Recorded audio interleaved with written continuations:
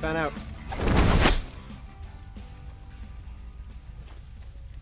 On entre dans une nouvelle phase du combat. Et c'est assez intéressant parce que à A4, il a lancé un sort qui aurait pu le tuer. Et James, au lieu de s'arrêter là, parce que son but c'était juste de lui faire peur, et là il a clairement prouvé qu'à 4 il pouvait vraiment lui faire du mal, il lance simplement un ordre, comme s'il était à la tête d'une petite armée. Et il se comporte comme, on le voit dans l'univers de Harry Potter, Voldemort se comporte avec ses sbires.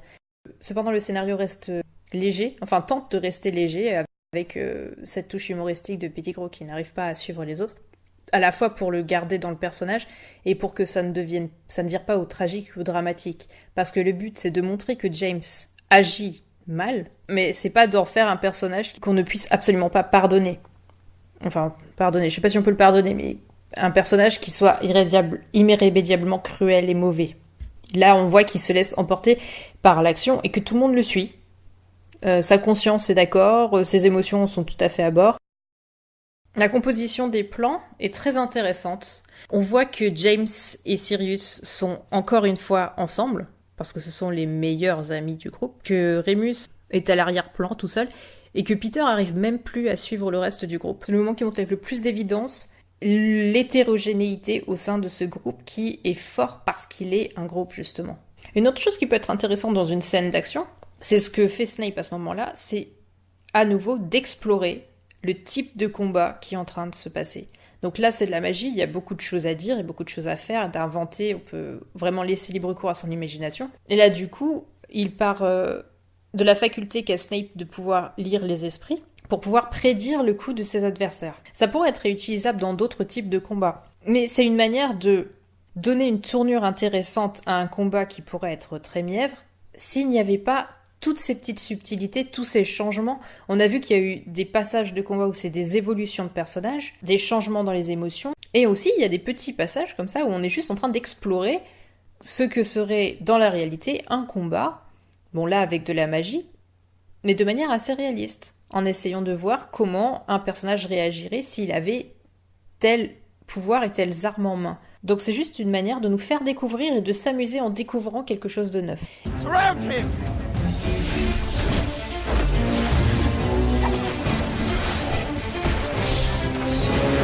La dernière phase du combat a plusieurs, où on voit que la victime est entourée par les 4 agresseurs.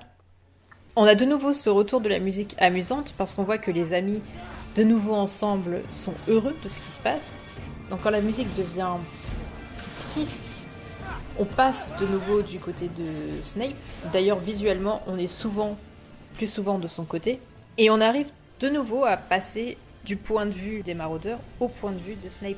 Et on arrive à avoir les deux côtés de la bataille. Celui où on a 4 amis qui s'amusent, et celui où il y a une personne qui encaisse et qui subit tout ça. Au cas où on aurait oublié, à cause de la musique entraînante, que ce qu'on est en train de voir depuis le début, c'est des harceleurs en train d'agresser une personne seule. On a ce moment avec de la musique tragique et les surnoms méchants que scandent les amis. Alors ce qui est intéressant, c'est qu'on voit aussi grâce au jeu d'acteur qu'il y en a un qui le fait. James insulte Snape avec cruauté.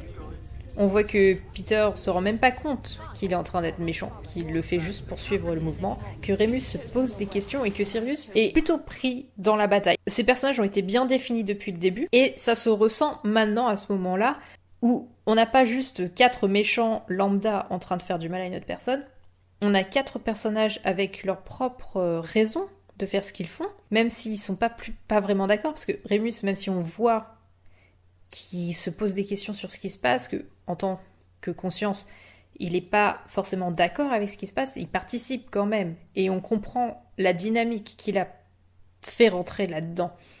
Et on en arrive finalement au déclic, le moment où Snape snap, si on peut dire ça en français, on ne peut pas le dire en français, mais en fait c'est un jeu de mots sur son nom à la base, le moment où il n'y arrive plus, il n'arrive plus à contenir tout ce qu'il a vécu depuis toutes ces années.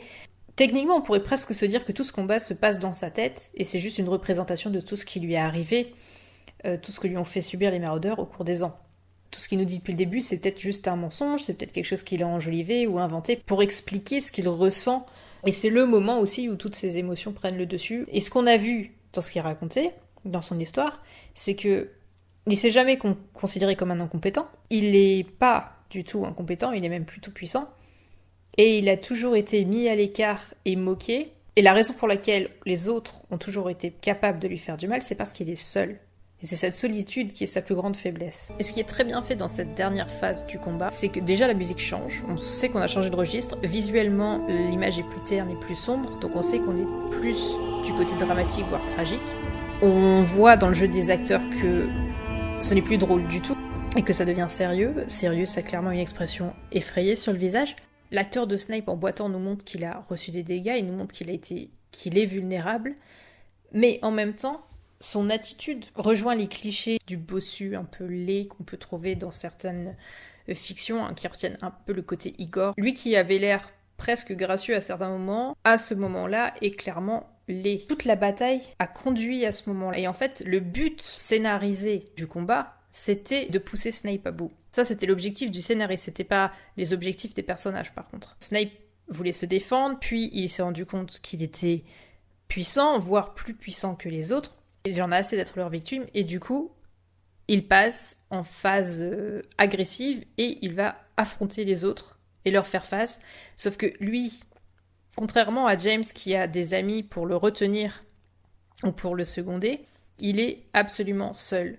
Si on dit que James a les émotions dans la personne de Sirius et la conscience dans la personne de Remus, Severus, il n'a ni émotion ni conscience. Il a que lui-même. À ce moment-là, on pourrait pratiquement se dire que puisque c'est Snape qui est désormais le point focal du scénario, et que c'est lui le personnage principal, on pourrait dire que c'est à lui que se rattachent le personnage de la conscience et le personnage de l'émotion. Et donc du coup, ces émotions-là seraient sous le coup d'une douleur insoutenable, puisqu'il vient de lancer un sortilège de douleur à Sirius. Et pareil, il vient de tuer sa conscience, enfin, il n'est pas vraiment mort, mais il vient de faire beaucoup de mal à sa conscience. Du coup, en tant que protagoniste, il s'est débarrassé de ses sentiments et de sa raison pour s'en prendre à James. Visuellement, c'est un impact très fort parce qu'on sait que plus rien ne va l'arrêter. Pour enfoncer le clou et nous assurer que Snape n'est plus du tout en train de rire, déjà qu'il rigolait pas beaucoup au début, ils lui font prononcer un sortilège impardonnable, donc ça, on le sait quand on a lu les romans d'Harry Potter, mais sans l'avoir lu, on se rend compte qu'il fait très mal à un des personnages, et qu'il est même plus du tout en train d'essayer de parer les coups, de s'évader, il n'a plus qu'un objectif, et on le voit dans sa manière de marcher tout droit vers James, c'est de se venger. Le réalisateur disait que la raison pour laquelle il voulait qu'il s'en prenne à Remus, alors que Remus était le moins enclin à lui faire du mal, à part Peter en fait. Parce que justement, il voulait montrer que Snape n'était plus retenu par quoi que ce soit. Et c'est là que tout ce qu'on a vu dès le départ sur le fait que Peter soit pas vraiment intégré au groupe a son payoff, c'est-à-dire conclusion logique dans le scénario, c'est-à-dire qu'on le voit quitter le groupe.